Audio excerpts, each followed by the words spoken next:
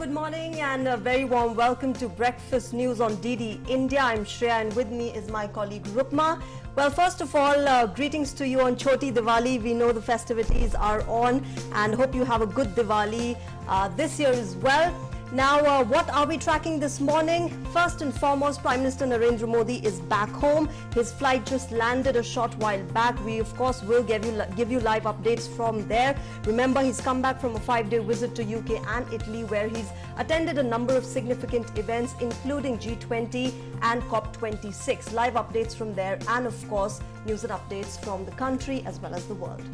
A very good morning to you, Shreya, and to all our viewers as well. Happy Diwali from me too, and from all of us here on DD India. And meanwhile, welcome to Breakfast News, for news that shapes your day, all about the Prime Minister's summit, the COP26, and all that he said, all that the issues that he highlighted, and what India could look like in terms of energy in the years to come. Also, news and updates from across the world, sports, business and much more. But first, the headlines. Prime Minister Narendra Modi returns to New Delhi after a 5-day visit to the UK and Italy today to hold a review meeting with district magistrates of over 40 districts in Jharkhand, Manipur, Nagaland, Arunachal Pradesh, Maharashtra, Meghalaya and other states, with districts having low vaccination coverage via video conferencing.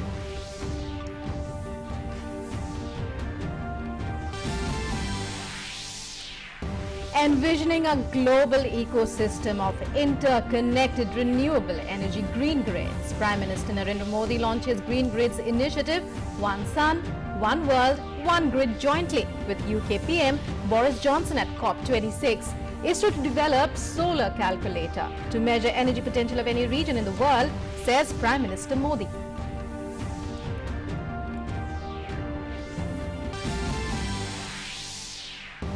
Defence Acquisition Council, headed by Defence Minister Rajnath Singh, approves proposals worth 7,965 crore rupees for the Armed Forces modernization under Make in India. Approval for procurement includes 12 light utility helicopters from HAL.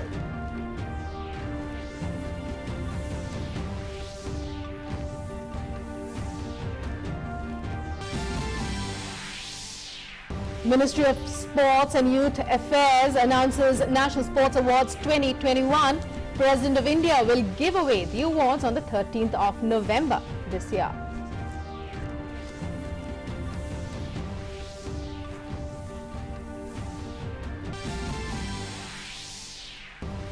Deepotsav at Ayodhya begins today to light 9 lakh earthen lamps on the banks of Saryu River and 3 lakh lamps in parts of the temple town to celebrate Deepotsav.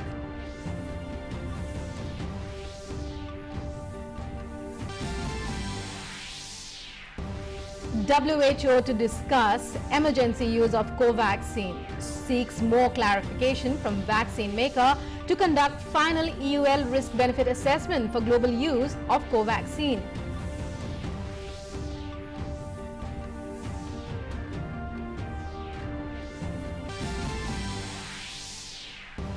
US President Joe Biden attacks China and Russia for skipping the UN climate summit in Glasgow, accuses both of walking away from a gigantic issue.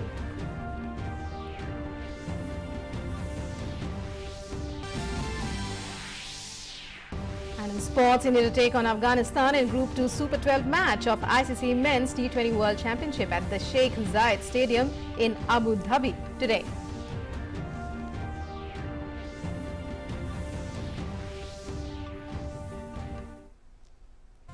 And now let's take a look at the news in detail. Well, Prime Minister Narendra Modi returned to New Delhi after a successful 5-day visit to Italy and Britain. The Prime Minister launched 2 climate initiatives, participated in the B3W event and held several bilateral meetings during his Glasgow visit.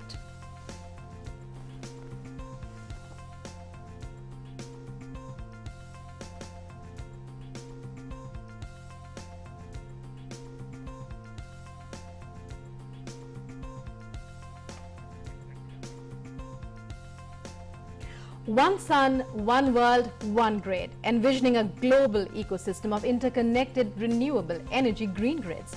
Prime Minister Narendra Modi launched the Green Grids Initiative, One Sun, One World, One Grid jointly with the UK Premier. This marks the launch of two unique initiatives of collective climate action at the Glasgow COP26 summit, where the Prime Minister took the lead.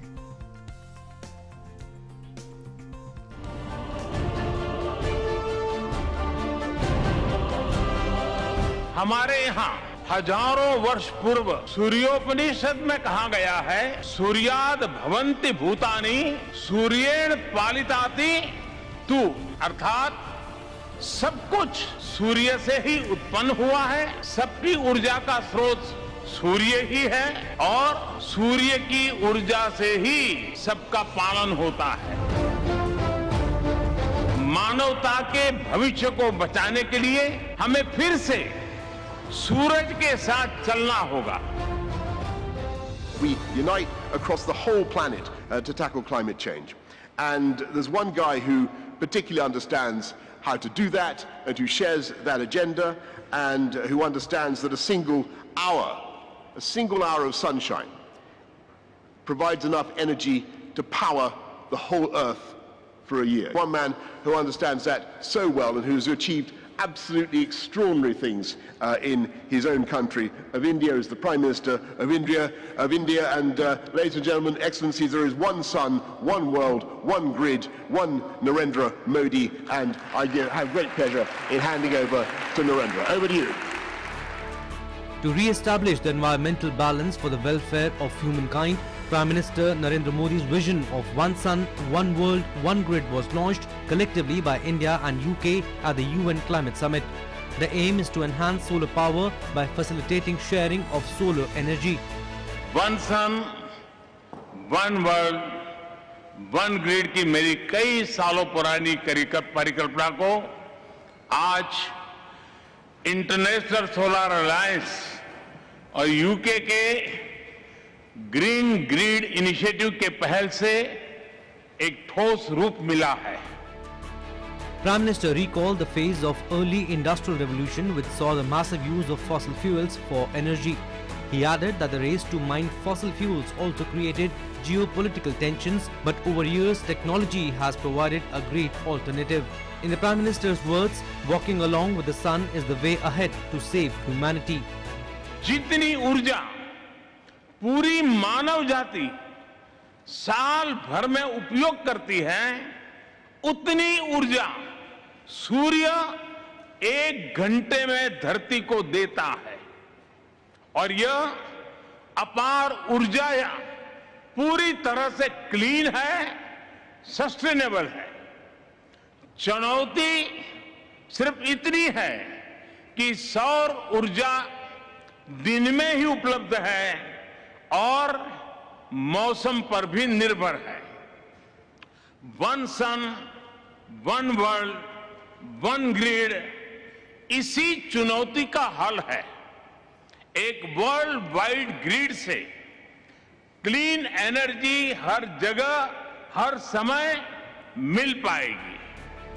Prime Minister said that One Sun, One World, One Grid is a solution which will help reduce the carbon footprint and open new avenues of cooperation between different regions and the countries. Explaining about the solar calculator developed by ISRO, Prime Minister highlighted that the application will be useful in deciding the location of solar projects. ISRO विश्व को एक solar calculator application देने जा रही है।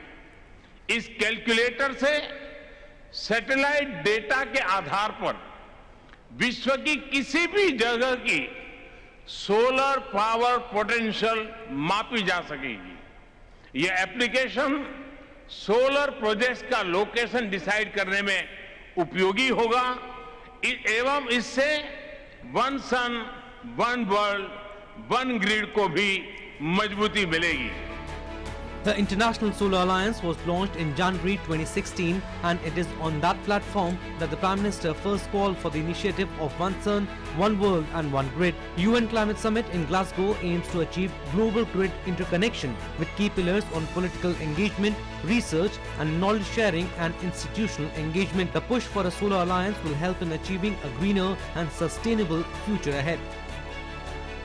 Arun Sharma and Tapus Bhattacharya's report from Glasgow, DD India.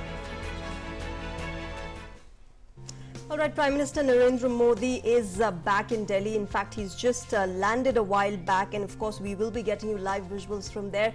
But my colleague Arun Sharma, who has been tracking the Prime Minister's visit, joins us right now. Arun, good morning. Very successful visit there by the Prime Minister to the UK and Italy, of course, and very significant highlights from every event that he attended and, of course, every speech that he made there and put across India's point. But if we look at it, what have been the major takeaways from this visit of Prime Minister Narendra Modi?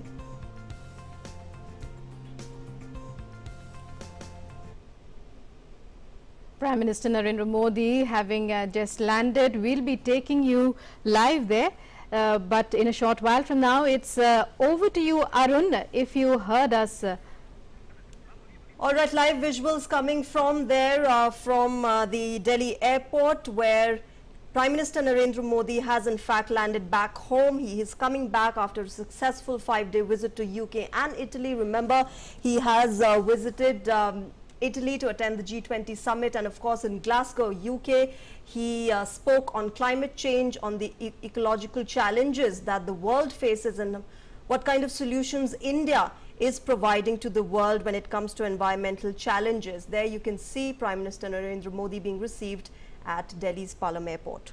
Well, India welcomes back her Prime Minister after a very successful 2 summits, the COP26, that was the last, and before that, second summit, and before that the G20 summit in Rome. At the COP26, the Prime Minister spoke about One Sun, One World, One Grid. He returns on Diwali day, yes, and immediately on his return we'll be hearing him again as he addresses and speaks with and interacts with chief ministers and facilitators of the vaccine coverage program across states in India. Absolutely, Prime Minister Narendra Modi there reaching back home after his visit to UK and Italy, and well, in a few hours from now we're also going to see him interact with district magistrates of districts having low vaccination coverage, and a concern there of the country. We know that we do have a very successful rate of vaccination coverage, but there still are districts that have low vaccination, and the Prime Minister, immediately after returning to India, he will be interacting with those districts where there is still low vaccination coverage. Well, those are live visuals there. We are getting you our reporter on the ground, Arun Sharma, who's been covering this event from day one, joining us now. Arun, it's over to you. It's been a very successful 2 summits. India's presence at COP26 in particular, the major takeaways from your point of view. Good morning, and yes, indeed, this time around we have seen that either G20 summit or the COP26, and what we have seen is that Prime Minister Narendra Modi has become the voice of the developing countries as well. Now, we know this fact that often on these multilateral platforms and international summits, the voices of developing countries or the island nations or the small nations primarily gets, somewhere subdued. And that's the reason this time around we have seen how Prime Minister Narendra Modi very prominently keeping the views and of course speaking actually on behalf of the developing countries and the island nations as well. If you look at the big takeaways from the COP26, India committing to become a net zero by 2070 is the big takeaway, because no developing country or has so far come out with such a strong commitment. On one side, developed countries are shying away from, from committing to becoming a net zero by 2050 or by 2045. So on the other side, India being a developing country, it has a responsibility to take out its people from poverty, India has its own responsibility to develop going forward. India on one side is having its role and its responsibility to ensure that it is a sustainable development for its own people. So on the other side, it is also committing that by 2070, India is going to become net zero. That means no carbon footprints going forward. So it's a big takeaway. And yes, carbon intensity to be reduced by 45%. This means that going forward, we'll be having much more upgraded version as far as the vehicular segments are concerned. When we talk about BS4, BS6 standards, we'll be having much more upgraded standards. When we talk about the solar equipments, we'll be having much more upgraded solar equipment and actually a much more upgraded green infrastructure, so that the intensity of carbon footprints can be lowered down by 45%. So these are some of the big takeaways as far as COP26 is concerned. And yes, one more thing, launching the IRIS, the Infra for Resilient Island States, speaks a lot about India's initiative and India thinking for the entire world, and specifically the small island countries as well, because now India's ISRO will be creating a special window primarily for sharing of the data, so that the island countries can monitor the cyclone, the coastal activities, and of course they can get ready in advance if in case there is some disaster that can come. So yes, in that context, India is going to help these island countries. So this shows India's role on the global level as of now. And then we talk about the G20 summit. We have seen similar pattern. Prime Minister Narendra Modi's intervention on the G20 platform also, ensure that how on economic front, on health front, there can be global collaborations going forward. Arun, you made a very significant point there, of course, that Prime Minister Modi has become the voice of this part of the world, developing countries, where all the blame of the ecological challenges that we face today is put on developing countries. But really, a lot of introspection there needed by developed nations as well.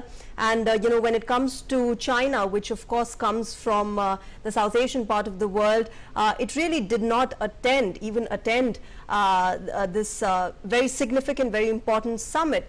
But apart from this, there were also other significant events that were a part of this visit by the Prime Minister. And one of them, of course, was Prime Minister Narendra Modi meeting the Pope at Vatican. Extremely significant, extremely warm gestures by both the leaders there, and of course a very important message put across by both Prime Minister Narendra Modi as well as the Pope. Absolutely. So if you look at when Prime Minister Narendra Modi was visiting Italy, he did visit the Vatican City and he met the Pope as well. Now, if you look at this entire event of Prime Minister Narendra Modi meeting the Pope, he is emerging as a global leader, raising the voice on the issues that are neglected on the global platform.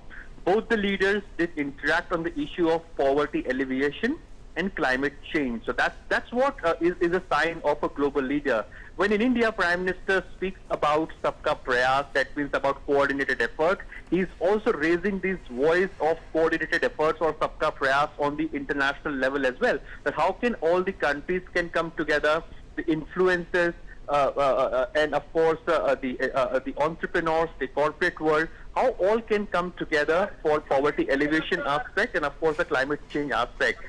When we talk about Prime Minister Narendra Modi meeting the Pope, yes, the Pope also gifted Prime Minister Narendra Modi, and of course when we talk about Prime Minister Narendra Modi, he has gifted Pope some of a book primarily that reads about the environmental aspect. And he also said this point that this environment issue is close to my heart and I am gifting you this book to you. So this shows that how Prime Minister Narendra Modi is now concerned about the ecology as well, that means environmental aspect. Now when Prime Minister Modi was the Chief Minister of Gujarat, at that time only he ensured this point and he was highlighting this point that when at a time when developed countries and developing countries are focusing upon either on economy or ecology, so he said that yes, both are possible. That means economy and ecology can both go hand in hand.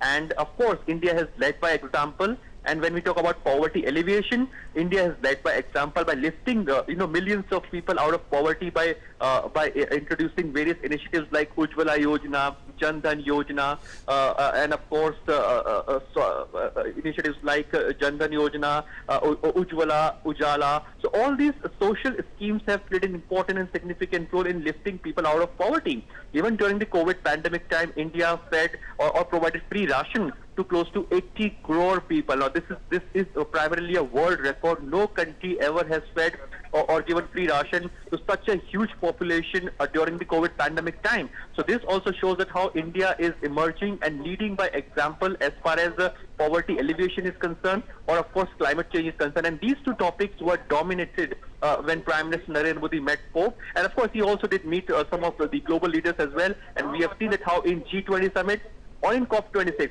there were global leaders who were eager to meet Prime Minister Narendra Modi. We have seen some personal chemistry of Prime Minister Narendra Modi during the sidelines of G20 summit or the COP26 summit. In both these summits, the international forum, we have seen that how the world leaders were interacting and having some, were having a good time primarily and interacting informally during these multilateral platforms as well. So yes, this personal chemistry also ensure that how things or commitment that were made on a diplomatic basis can be fast-tracked and, of course, can be implemented as soon as possible. So in that context, it's a significant visit by Prime Minister Modi.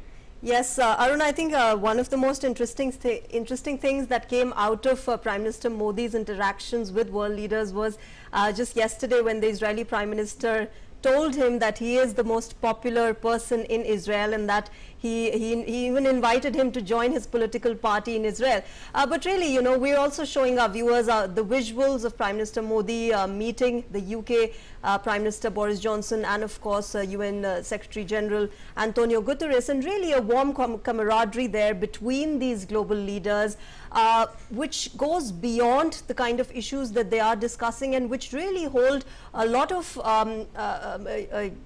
significance when it comes to implementation of solutions related to the concerns, because the kind of camaraderie and the kind of connection that Prime Minister Modi shares with these global leaders, it really then translates into countries cooperating with each other on the implementation of solutions to climate change and other concerns. Absolutely, and this is not for the first time that Prime Minister Narendra Modi is, getting such kind of warm remarks from his counterparts and world leaders. Yes, the Israeli leadership did speak that why don't you join my party? You should join my party because you're a popular leader. And yes, we have seen such kind of remarks earlier also when Prime Minister Narendra Modi did meet the global leaders. At that time also they have mentioned this point that Prime Minister Modi is very popular leader.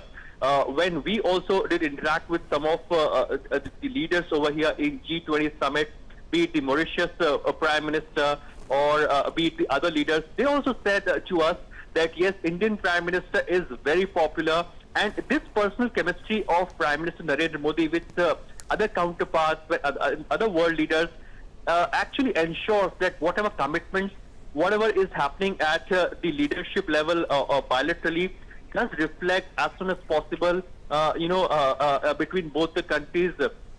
And this is what the idea all about. How can the personal chemistry can ensure that the diplomatic relations, the bilateral relations primarily can get a major push, and be it G20 summit, be the COP26 summit. In both these two summits, we have seen how the world leaders were eager to talk to Prime Minister Modi and to share their ideas. And we have seen many informal meetings of Prime Minister Narendra Modi with the world leaders. Now, in G20 summit, the world leaders have clearly mentioned this point that India is a trusted partner. So this is what the common comments were, that India today is a trusted and reliable partner. When Piyush Goyal, the Sherpa for G20, he did interact with us. He told us that the world leaders today are saying in single voice that India is a reliable and trusted partner. During the COVID pandemic time, India has provided the COVID support and help to other countries as well. So it was also ensuring primarily health for all for the country like India. So it was also concerned about the other countries. Now, under the vaccine Maitri, we are now providing vaccines to our neighboring countries.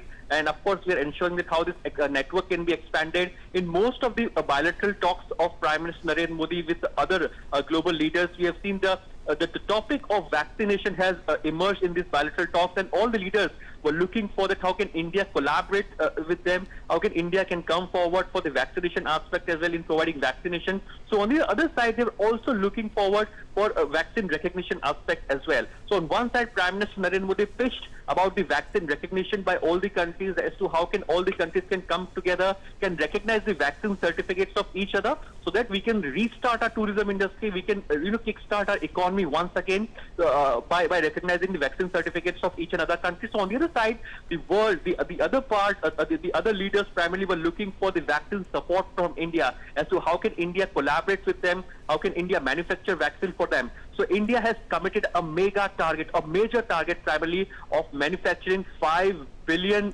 vaccine doses for the world. This means 500 crore vaccines will be made by India and will be supplied to other parts of the world. That ensures that India is not only looking after its own people, but India is also ensuring that how can well-being be ensured for other parts of the world as well. And therefore, it is, going forward with the manufacturing of 500 crore vaccines. So yes, indeed a sign of a global leader that Prime Minister Narendra Modi is showcasing on these global platforms as well. Right, Arun. Well, many thanks for joining us there and for those inputs. Meanwhile, all eyes on the interaction that the Prime Minister is set to have today at 12 noon. Well, he will be talking about our vaccine coverage, reaching out to states where the record is not that great. All that and more later, but now it's time for a short break. Stay tuned. We'll be right back.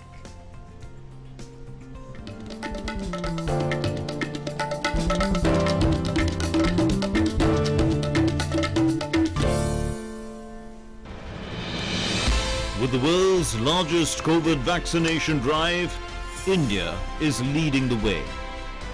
As the vaccine reaches every corner of the nation, do not forget the mantra, Dawai bhi, Kadai bhi. Let's continue our fight against COVID-19. Vaccination along with social distancing, sanitization and masks. Mask up, India! Put your mask on and cover your nose and be safe. Mask Up India.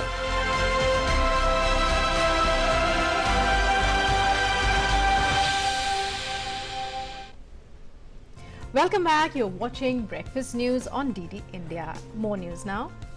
All right, immediately after returning to the country after attending the G20 summit and COP26, Prime Minister Narendra Modi will hold a review meeting with districts having low vaccination coverage at 12 noon via video conferencing.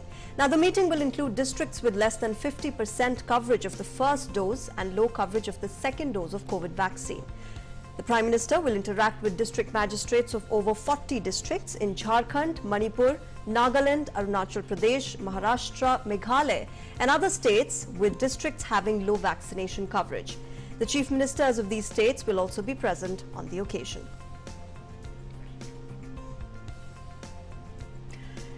Union Education Minister Dharmendra Pradhan on Tuesday reviewed the vaccination status of teachers across the country and reopening of schools. He also reviewed the vaccination status in the skilling ecosystem.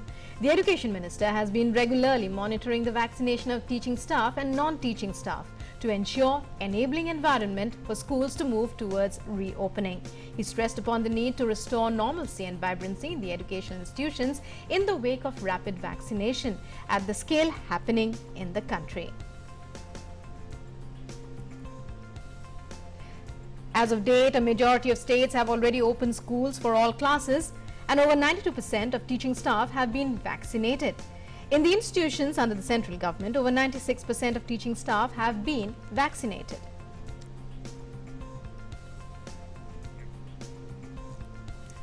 Now an update on the nationwide COVID-19 vaccination drive. The COVID-19 vaccination coverage has crossed 107 crore landmark milestone. Over 107 crore 25 lakh vaccine doses have been administered across the country so far. Now, out of the total vaccination, more than 73 crore vaccine doses have been given as the first dose, while over 33 crore doses have been administered as the second dose. More than 37 lakh vaccine doses have been administered till Tuesday, 7 p.m.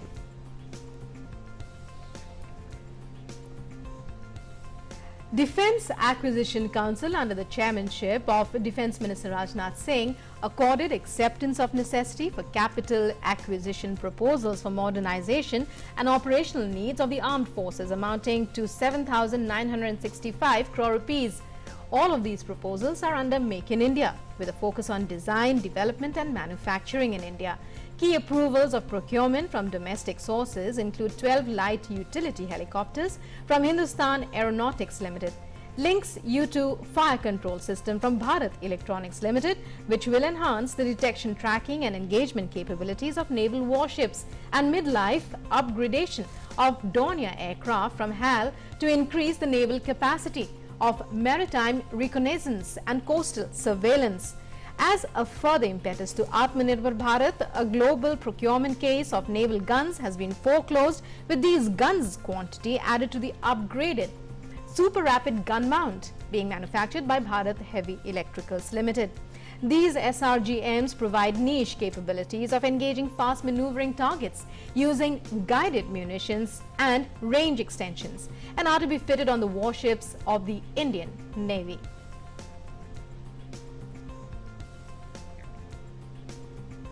And now some good news. The Ministry of Sports and Youth Affairs has announced the National Sports Award 2020-21. The awardees will receive their awards from the President at a function at Rashtrapati Bhavan on the 13th of November. National Sports Awards are given every year to recognize and reward excellence in sports. 12 sportspersons will be honored with Major Dhyan Chand Khel Ratna Award.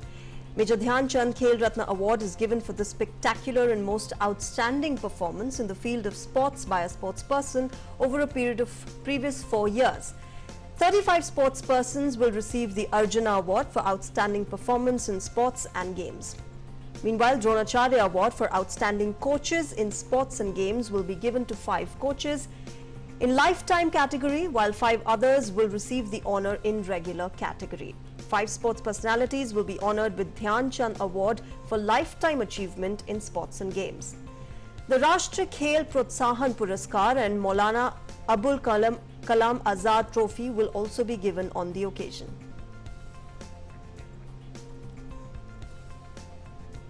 And in Uttar Pradesh, the 5th edition of Deepotsav is being celebrated in Ayodhya.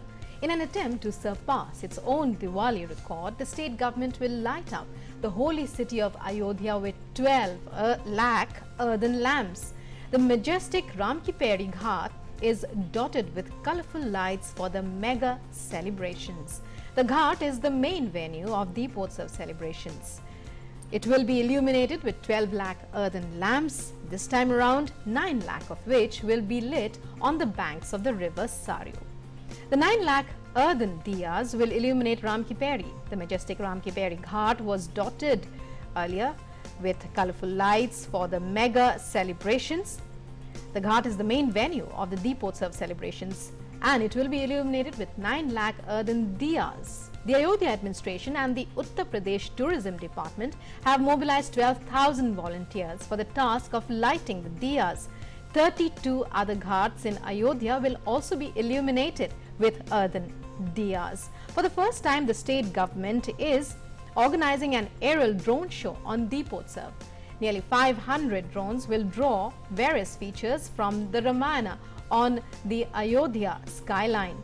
In addition to this, 3D holographic shows, 3D projection mapping and laser shows at the majestic Ram Ki Paidi on the banks of the river Saryu are also being organized.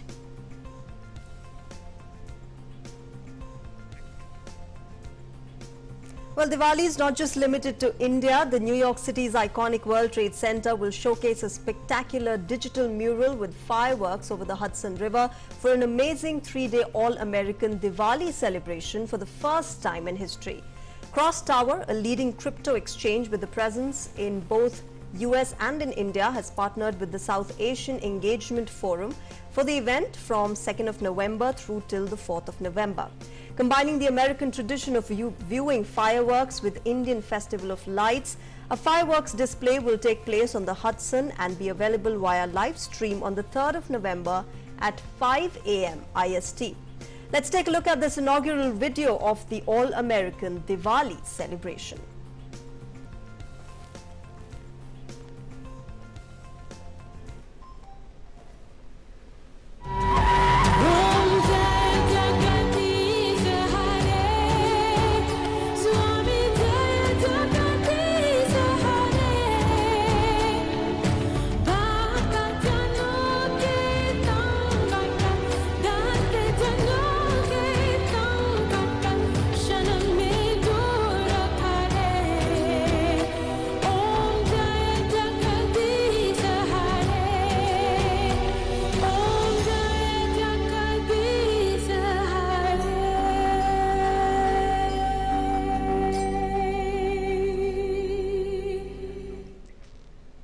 And back home on the occasion of Dhanteras, Union Home Minister and Minister of Cooperation Amit Shah on Tuesday launched the Ayushman CAPF scheme health cards at the national level in New Delhi.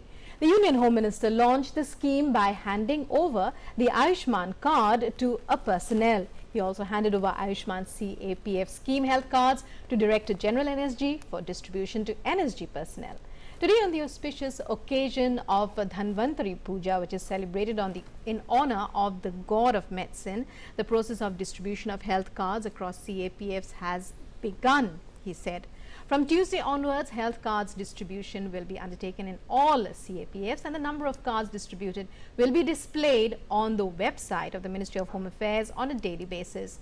The distribution of about 35 lakh cards will be complete by December this year.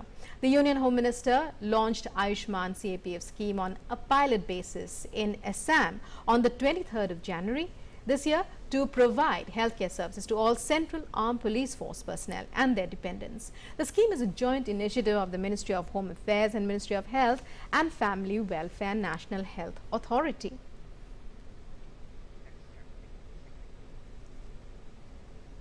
And now let's move on to our next segment, where we bring you news from across the globe.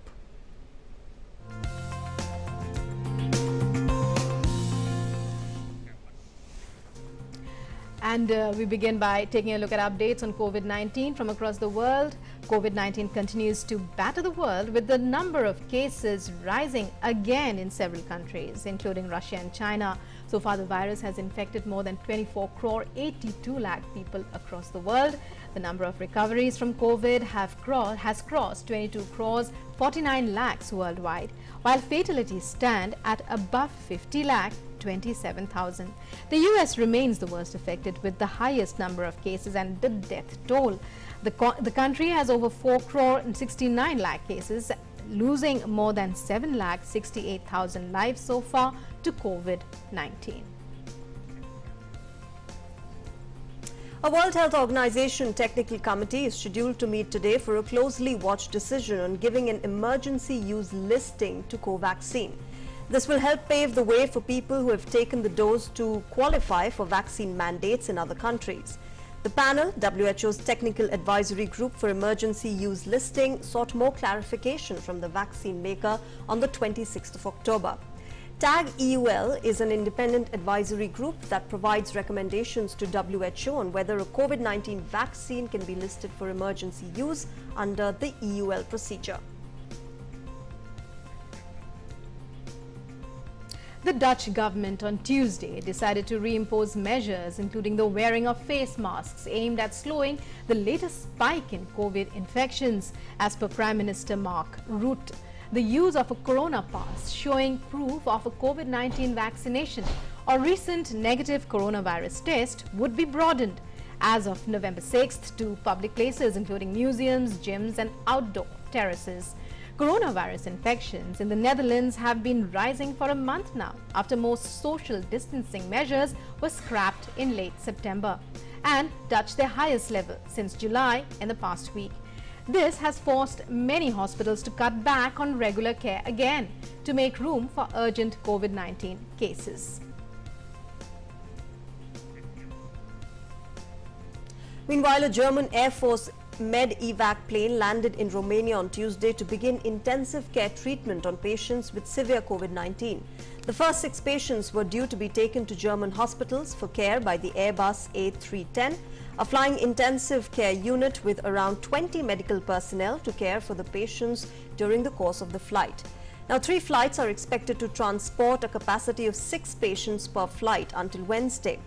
In Romania, daily COVID-19 inoculation numbers have reached pandemic highs this month as citizens and politicians alike respond to the dramatic death rates and newly enforced restrictions. Bangkok's once bustling Khao San Road has been a shadow of its former self since COVID-19 struck last year. But business owners are hoping Thailand's reopening to tourism this week will soon restore its buzz. The early signs, however, are that they may need to wait a little longer. Thailand, one of Asia Pacific's most popular tourist destinations, has enforced strict entry curbs in the past 18 months. Although from Monday, vaccinated travelers from more than 60 countries are being allowed to visit without having to quarantine. Before the pandemic, Khao San Road was heaving with people on weekends and at night. Tattoo parlors, street vendors, hostels and buzzing nightlife drawing budget travelers and tour groups alike. Business along the Khao San Road has been on pause for the past 18 months now, with only 10% able to remain open. Despite this week's relaxation, some restrictions still remain. Well, United States and the European Union have announced a global partnership to cut emissions of the greenhouse gas methane by 2030. Now, EU Commission Chief Ursula von der Leyen and US President Joe Biden made the announcement at the COP26 summit on Tuesday. The global methane pledge aims to limit methane emissions by 30% compared with 2020 levels. It is one of the most potent greenhouse gases and is responsible for a third of the current warming from human activities. More than 100 countries have signed up to the initiative, first proposed by United States and then the EU in September. The main focus of efforts to curb global warming is carbon dioxide, which is, of course, emitted as a result of human activities, such as generating power and clearing forests.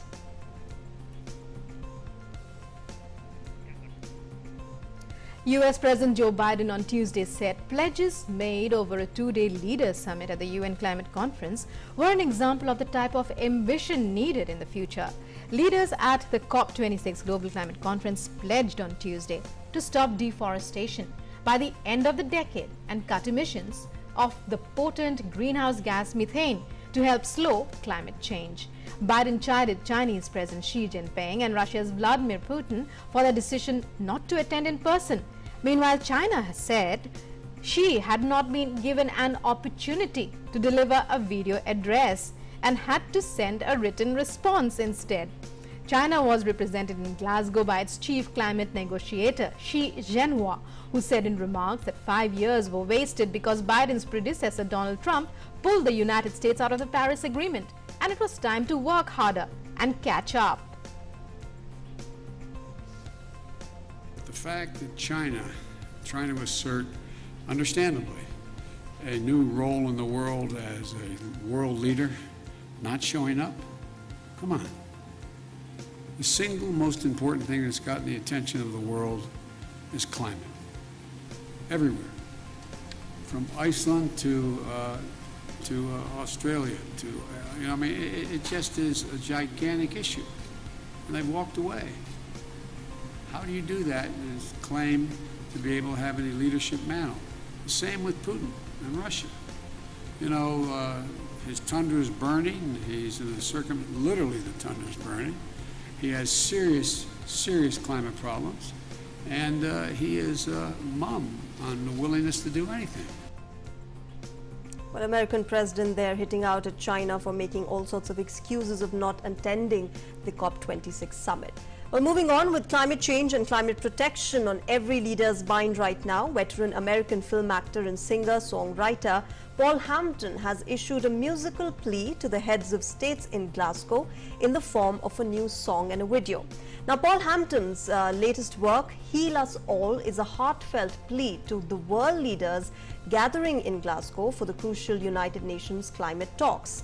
Heal Us All was played outside a church not far from the climate talks venue on the banks of Clyde with the Glasgow Youth Choir. Let's listen in.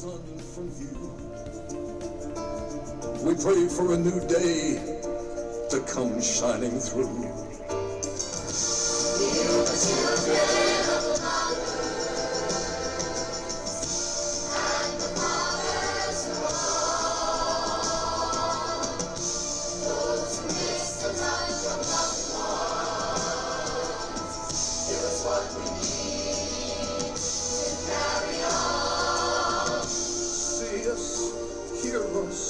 Feel us, heal us, see us, hear us.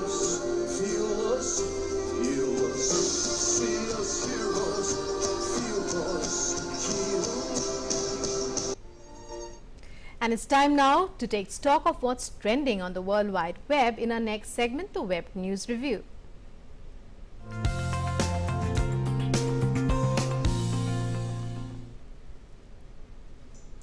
Well, our colleague Vikas Sarthi joins us for all the updates from the world of internet. Vikas, good morning. What's the update in the online news? Good morning, Shreya. And the first news which we have brought today, the first news is related to the reopening of schools from 1st to 12th classes. Now, almost schools in 22 states and union territories have been opened, and as of now, only West Bengal and Manipur, the schools in West Bengal and Manipur remains closed. So there are only 2 states where schools remain closed, but most of these states have reopened their schools from 1st to class 12th, as more than 90% of staff has been vaccinated with both doses of COVID vaccine. So that's a big news. The next news is related to Punjab, where Amrinder Singh, former CM Amrinder Singh has named his party as Punjab Lok Congress, and he also attacked Sonia Gandhi. For the first time, he attacked Gandhi family directly, and he wrote a letter to Congress acting president, where he has blamed that Sonia Gandhi, Rahul Gandhi and Priyanka Gandhi hatched conspiracy against Amrinder Singh. The next story is related to, again, COVID-19, where Prime Minister Narendra Modi will meet officials of those 40 districts where the COVID vaccination rate is below 50%, and it is also expected that chief ministers of these states will also participate in this meeting, which will be held through video conferencing. The next story is related to India-Afghanistan relationship, where India is trying hard to get clearance for movement of more than 5,000 trucks. India is trying to send at least 50,000 metric ton of wheat to Afghanistan, but it has been almost 1 month, and Pakistan has not responded over the request of India. Though the other countries have started their relief programs, like Turkey has been allowed and China has been allowed, but Pakistan is still sitting over India's request. The last story and the fifth story is related to the floating of a special anti-terror agency in Jammu and Kashmir, like NIA. Now, the Jammu and Kashmir state has a specific agency to deal with the counter-terror operations and the funding of these organizations. It is called SIA, State Investigating Agency, and most of its responsibilities and functions are quite similar to NIA. That's all for now today. Back to you, Shreya. All right, Vikas, thanks very much for all those updates from the world of online news. And time now for some sports news in our segment, Sports Track.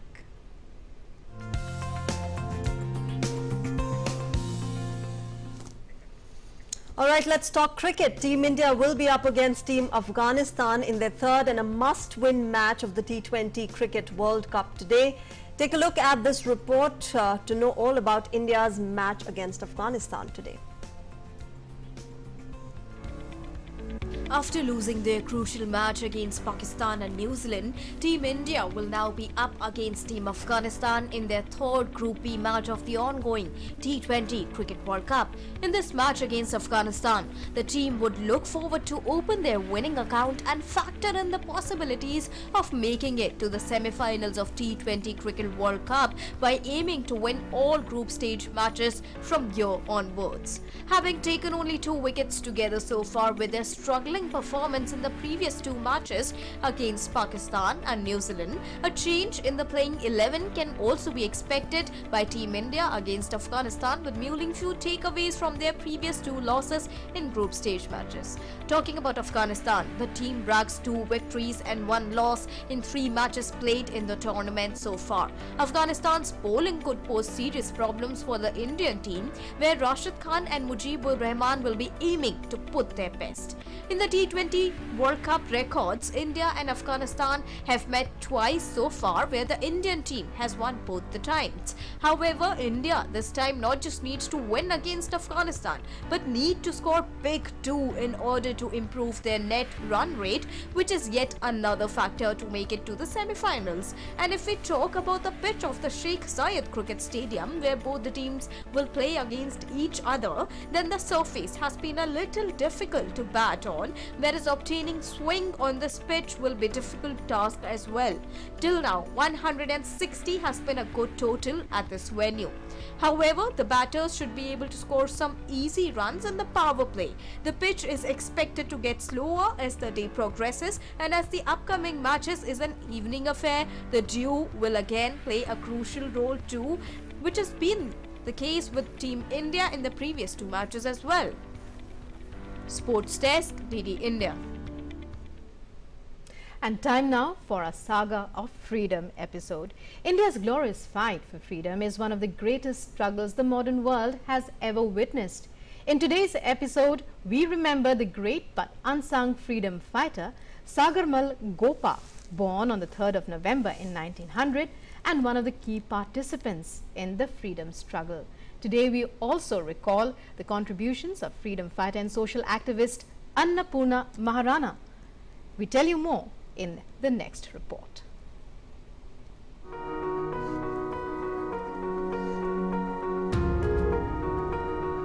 Sagarmal Gopa, who was born on 3rd of November 1900 in the princely state of Jaisalmer, Rajasthan.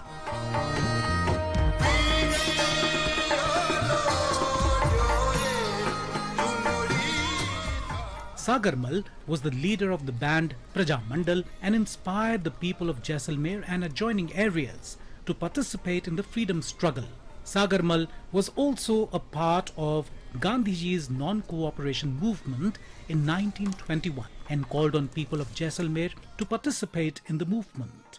Sagarmal's father, Akhyaraj, used to work in the court of Maharaval Jawahar Singh, the then ruler of Jaisalmer. During his youth, he noticed the indifferent attitude shown by his home state towards the freedom movement in British India. This troubled him greatly, and within him, slowly, grew a flame of passion for revolt. Jawahar Singh had prohibited the printing and reading of journals in the princely state. Defying the Maharaja, Sagarmal recorded the atrocities of Jawahar Singh in his book Jaisalmer Ka Gunda Raj and motivated the public to join the cause of freedom by publishing numerous books. Sagarmal fiercely opposed the anti-people policies of the ruler of Jaisalmer state, due to which the princely states of Jaisalmer and Hyderabad restricted his entry into their domains. Sagarmal migrated with his family to Nagpur, but when Akhyaraj died, Sagarmal returned to Jaisalmer to perform last rites of his father on 25th May 1941. Immediately, he was arrested on charges of treason and sentenced to rigorous imprisonment of 6 years. He was tortured in prison for years, and it is alleged that he was burned alive in prison. He died on 4th April 1946.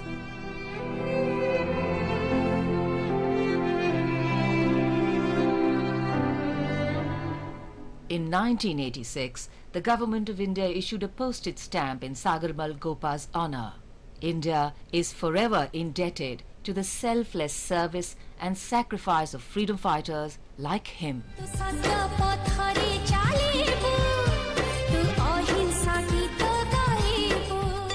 Today, we also remember freedom fighter and social activist Annapurna Maharana on her birth anniversary. She was born to Odisha's noted freedom fighters Rama Devi and Gopabandhu Chaudhary on 3rd November 1917. Annapurna joined the freedom struggle at an early age of only 14 years. She was an avid Gandhian and accompanied Gandhiji in his historic Harijan Padayatra from Puri to Bhadrak in 1934. Annapurna organized the Shanti Sena and Maran Sena in the Bari area soon after the arrest and imprisonment of all well-known national leaders in the wake of the Quit India movement of 1942. She staged a protest along with a large number of villagers in September 1942 at Kalamatia in Cuttack district, where 4 persons were killed by police firing and several others were injured. She protested against the imposition of punitive taxes at Bari and 3 other villages in the aftermath of Kalamatia firing. She was detained in the Cuttack jail for 2 years and was arrested and jailed again for 4 months for violating an externment order in 1944. After independence, Annapurna spent her time in social service and worked for the empowerment of women and children. She also participated in the Bhudan movement of Acharya Vinoba Bhave. She set up a school in Rayagarh district for tribal children. Annapurna Maharana passed away on the 31st of December 2012 at a home in Cuttack, Odisha. We salute the spirit and love for the nation of this great freedom fighter.